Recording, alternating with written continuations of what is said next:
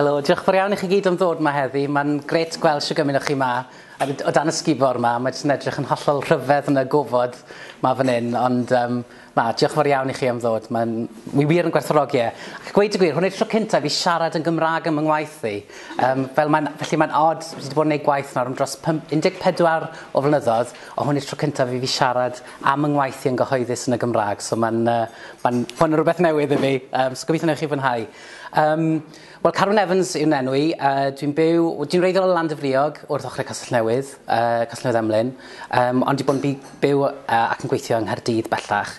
Ac mae'r rhan fwy o'n ngwaith i'n ymwneud gyda mhrofiad diwylliannol i o fod wedi byw yng nghefn gwlad Cymru ac wedi'n symud i'r brifddinas a gweld wedyn sut oedd newidiadau o fewn amaethyddiaeth, gweld hwnna o bellter ac eisiau ymateb i hwnna. Felly oedd y gwaith celf o'n i'n gwneud pan o'n i'n fyfyriwr yn rhyw fath o yn broses eitha cathartic a gweud y gwir. Ond cyn i fi symud mlaen i siarad am yng ngwaith i, chi eisiau fod yn meddwl beth diawl ysda llun yma i wneud gyda'r tirlun. Dyma peintiad Eugene Delacroix, a na i trael wneud hwn yn Ffrangeg gorau. Liberté guidant le peuple. Rhyddid yn arwen y bobl. A mae hwn yn cyfleu The Days of Glory yn ystod chwyldro Ffrengig. Ac fi oedd y chwyldro Ffrengig wedi parhau am ryw 10 mlynedd. A fan hyn mae rhyddid, neu Liberté, yn cael i rhyw fath o allegri yw'r ffigwr yma. Felly'r ffurf benywaidd yma yn cael defnyddio i bortreu rhyddid. A dwi'n credu falle, mae'n rhywbeth eitha clasurol am y ffigwr yma, yr ffaith bod hi'n edrych fel rhyw fath o cerflun Groegaidd hynafol, ond hefyd mae'n dangos dwyfron, so mae'n rhyw fath o yn rhoi rhyw fath o nod ar gyfer y cyfoes hefyd. Ond yr hyn sy'n digwydd yn y peintiad sy'n bwysig yn credu ni o fewn datblygiad y tirlun yng Nghymru, achos mi oedd lot o artistiaid o Bryden yn mynd gyda boneddigion a tirfeddannwyr lawr i Môr y Canoldir ar eu teithiau mwyn gweld y clasuron Ewrop. Felly mi oedd lot o'r bonheddwyr yma yn mynd i wledydd Môr y Canoldir gydag artistiaid o Bryden mwyn wneud rhyw fath o dogfennau o'r hyn yr oedden nhw'n ei gweld. Ac mi oedd artistiaid yn ei pryd yn cael ei dylanwadu gan yr celf roedden nhw'n gweld yn yr Eidal, y pethau fel 'ny. Felly, pam nath y chwyldro Ffrenig ddigwydd, roedd hwn wedi rhoi stop ar y teithiau yma. Felly mi oedd artistiaid yn goffod canolbwyntio neu ail-edrych ar y tirlun Cymreig. A dyna sut ych cael pobl wedyn fel Richard Wilson a Samuel Palmer sydd wedyn yn dod nôl o'r teithiau yma, yn dod nôl i Gymru ac yn goffod ail-edrych ar y tirlun ei hunain. Felly mae hwn yn lot hwyrach wedi'r chwyldro. Ond chi'n gweld yma bod yna dal rhyw fath o dylanwad eitha eidaledd ar y peintiad. Mae'n eitha picturesque, mae'n eitha rhamantedd. Does dim lot o fanylder yn y blaendir. Mae'r pobl mae'n delwedd eitha barddol a gweud y gwir. Ac mae'r coed ei hunan yn edrych yn wahanol iawn falle i sut byddwn ni'n tybio bydde'r coed. A mae'r ffocws i gyd ar yr ysblander mawr yma o gwmpas rwyddfa. A hynny, a'r rheswm i am y ddangos lluniau yma i chi yw achos y ffordd des i at gweithio gyda'r tirlun Cymreig oedd trwy achos cymdeithasol a gwleidyddol a gweud y gwir. Pam ni'n astudio yng Nghaerdydd, mi oedd lot o newidiadau yn digwydd o fewn rhyw fath o ffabric cymdeithasol amaethyddiaeth nôl adre. Pethau fel problemau'r traed ar gennau, y ffaith bod y poblogaeth, y pobl oedd yn amaethu, yn heneiddio, problemau gyda perchnogaeth ail dau yn ôl adre. Ac felly, dyma portread o'n rhieni a dyma shed dad. Does dim sgubor ffansi gyda ni. Mae dyna'r polytunnel yma sy'n gweithio fel rhyw fath o makeshift shed. Pan wy'n dod i feddwl am tirlun, mae'n anodd i fi peidio ystyried yr diwylliant sy'n dod wrth edrych o'r tir. Dwi ddim amdano topograffeg neu cartograffeg.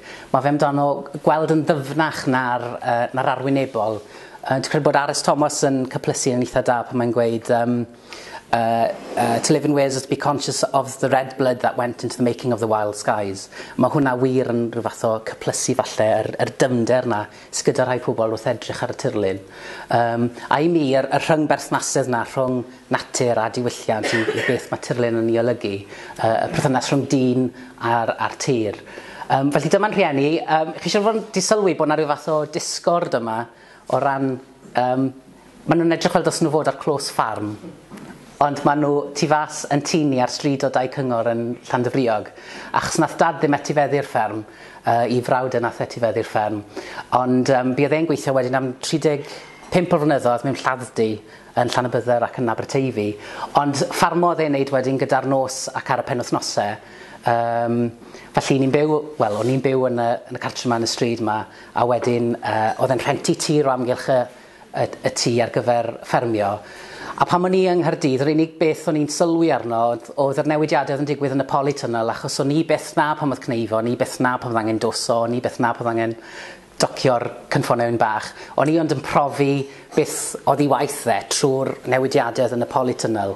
So oedd hwn wedi dod yn rhyw fath o le sanctaidd i fi a gweud y gwir, ac mae'n parhau i fod yn le eitha sanctaidd, a fi'n gwybod rhyw ddydd, mae hwn ar dir sydd wedi cael ei rhenti, mae'n adeilad dros dro, fi'n gwybod bydd rhaid fe ddod lawr rhyw dydd, ond wedi bod yn dogfennu am dros 15 mlynedd nawr, jyst yn edrych ar newidiadau eitha tyner yma sy'n digwydd yna, ac yn profi falle y newidiadau yn amaethyddiaeth trwy'r gwrthrychau sy'n shifto o gwmpas y lle.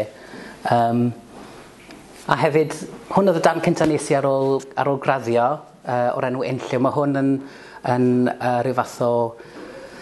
yn ddarn mae pawb yn dal i gofio amdano. Mi dal yn cael adnabod fel dyn y bocsys adar. A mae hwn yn pigo lan ar gynllun tai Cyngor Sir Caerdigion yn 2002, ond yma mae fe'n yr amgueddfa o flan peintiad picturesque Copley Fielding o Gastell Caernarfon.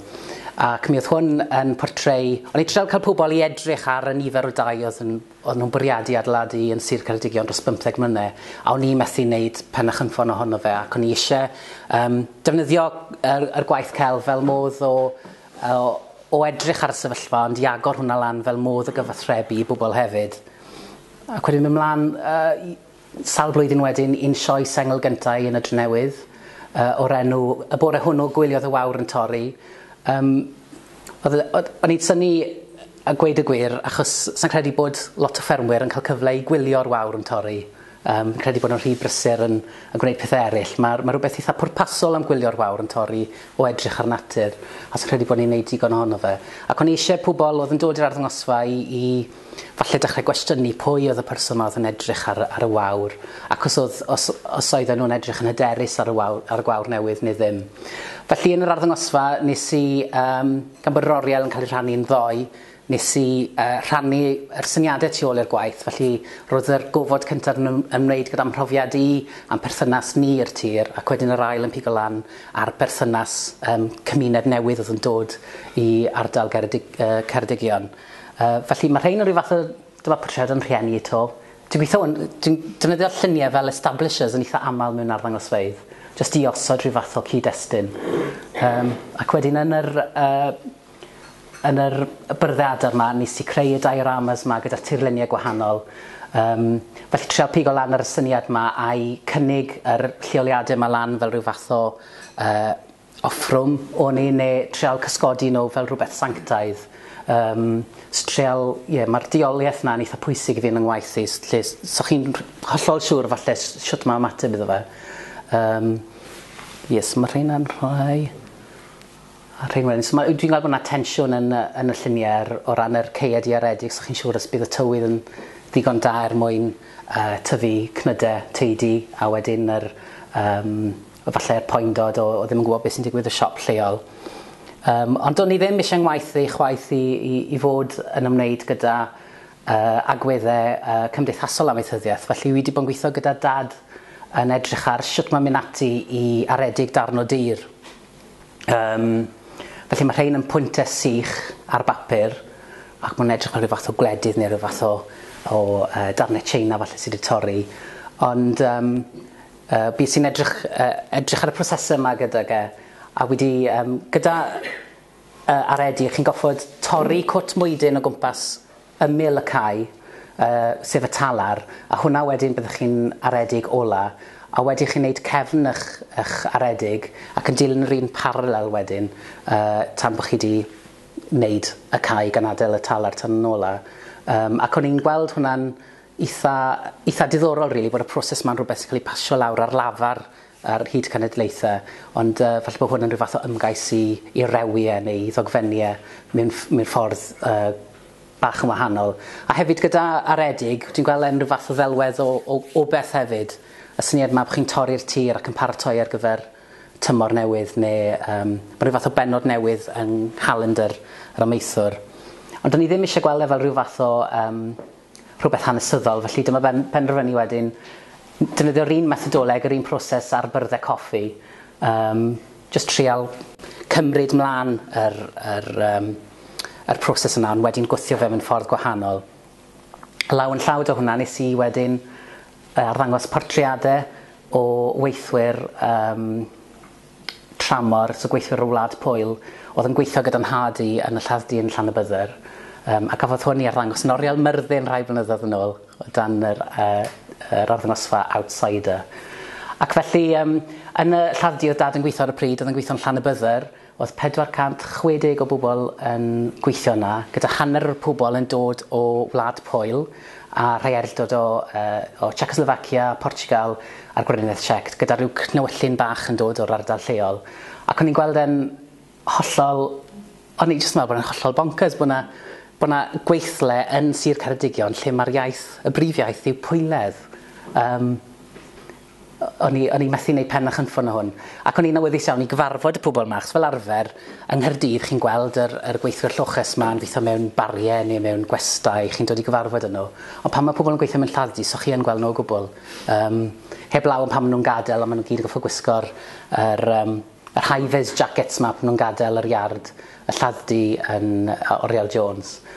Felly nes i setl lan rhyw fath o booth yn y Polski Sglep yn Llanybyddyr a gofyn i'r pobl newydd yma i ddod i gael eu llun o ditynnu, ond iddyn nhw i mateb i brief, sef i ofyn iddyn nhw i gael llyged ac i meddwl am adre, ac yn y proses na o hunan adlewyrchu nes i dynnu llun nhw.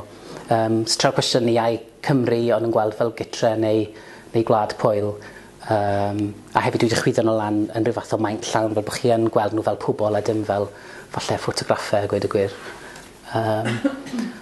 Ond yn ddiweddar hefyd, dwi wedi treol rhwygon ymarferiad i lan mewn ffyrdd gwahanol a wedi treol bod yn fwy arbrofol, achos dwi'n sylwi bod y gwaith ni'n neud cynt, er bod i'n hoffi yn fawr iawn, oedd yn rhyw fath o stopo yn yr un lle, oedd e ond yn trafod yr elfen gymdeithasol, ond i ddim yn cael cyfle i'r gwaith i fynegu hunan fel celf.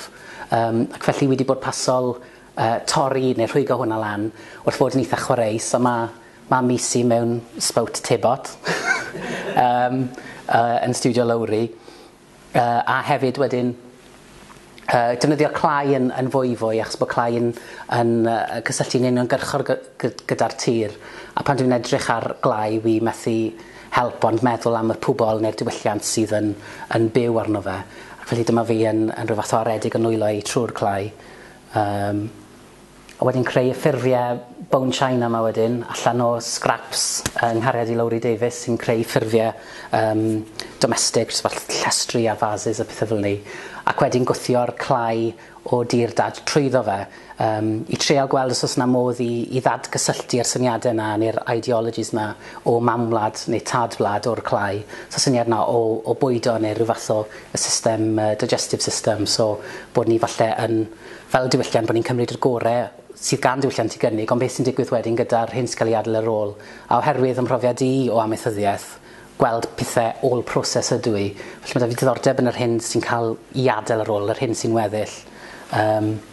Mae hwn wedyn o'n sioe raddu, ac mae'r sbarions mae Lowry'n defnyddio wedi dod yn rhyw fath o rith mawr, a mi oedd hwn yn yr Eisteddfod blwyddyn diwetha. Ac wrth ochr hwnna mae cabinet yma o'r enw All, lle wedi bwydo mewn i ddror y cabinet y clai o nôl adre, gan adleddo fe cymryd lan lle yn y dror ei hunan, ac wedyn wrth tynnu'r dror mas mae fe'n gollwng. So mae fe'n Wi'n gobeithio bod e'n trial pigo lan y syniadau yna o pa mor bwysig yw i dal mewn, ond hefyd weithiau mae angen gadael fynd. A hefyd, mae posibilrwydd wedyn i ailadrodd yr broses yma hefyd. Ac yn y top wedyn mae ffurfiau eraill sy'n debyg i hwn, mae hwn mas o efydd. Achos wi'n teimlo weithiau bod gormod o syniadau etifeddol neu etifeddiaeth yn dod mewn i'r gwaith, ac weithiau mae'n neis cael fod yn dduw o falle am tymed bach a creu gwrthrych mewn cyfrifiadur sydd wedyn yn dod yn real wrth cael ei prototypo mewn resin. Ac ar yr ochr dde fan hyn, mae darn o'r enw docio, ac mae hwn yn rhyw fath o rhyw fath o gyfeithiadau fi o yr adeg yma yn hanes celf o'r enw minimalism, lle oedd artistiaid y cyfnod ni wedi penderfynu bydde fe'n well bod yna ddim biwgraffiad yn bwydo'r gwaith o gwbl, a bod e'n well bod nhw'n pur ac yn eitha haniaethol. Ond dwi ddim yn gweld bod e'n bosib creu gwaith mewn rhyw fath o burdeb fel yna. Felly dyma penderfynu creu rhyw fath o cyfeithiadau'n hunain, ond wedyn gosod darnau cynffonau bach wedi tocio i hwyluso'r ffordd maen nhw'n eistedd. Felly'r syniad na o trial falle rhoi rhyw fath o cwtch i'r gwaith really bullish mawr gorffennol. A wedyn gwaith arall diweddar. Ar hyn o bryd dwi'n gweithio gyda'r is-deitl yma o gach a goleuni of shit and sunshine yn galw e. Yr syniad yma wrth i chi edrych ar tirlun, mae'n gallu llenwi chi gyda siwt gymaint o hyder a siwt gymaint o balchder, ond wedyn chi yn gallu sylweddoli hefyd bod e'n lot fawr iawn o waith i trial cadw'r berthynas yma gyda'r tir.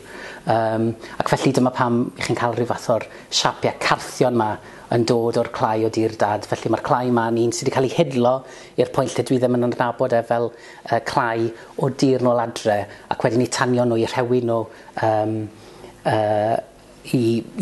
fel y fath o cachads yma ar y llawr a gweud y gwir. A ffordd gorau o ddisgrifio fe. Felly, wi'n eitha hapus ar datblygu ystafio yn y gwaith. Dwi wedi sylweddoli yn fwy nawr, bod dad wedi bod yn gweithio mewn lladddy ac yn amaethyddu neu yn ffermio dar nosweithiau'r penwythnosau.